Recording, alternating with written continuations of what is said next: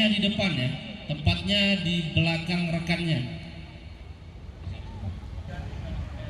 Ya, Dani. Dani menuju sumber suara. Syederalun sebanyak 257 aparatur sipil negara di jajaran Pemkab Aceh Tengah menerima SK pengangkatan sebagai pegawai negeri sipil. Pembagian SK hasil rekrutmen formasi umum tahun 2018 ini dilakukan kolektif di lapangan Setdakap Aceh Tengah oleh Bupati Sabela Abu Bakar. Dari jumlah total yang lulus, 189 diantaranya adalah ASN perempuan yang berasal dari sejumlah instansi seperti tenaga pendidikan, kesehatan, dan administrasi.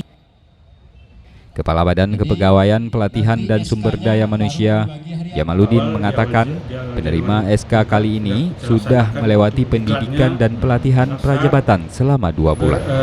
Berjalan lebih kurang 2 bulan sampai ke bulan Februari.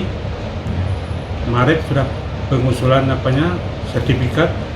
Kemudian pada bulan Mei, awal bulan Mei kemarin, di dalam bulan puasa kemarin sudah selesai sertifikat dari provinsi, sehingga kita dapat melanjutkan kepada pengajuan kepada PNS-nya, yaitu kebetulan TMT 1 Juni 2020. Dari Takengon, Mahyadi, Serambion TV.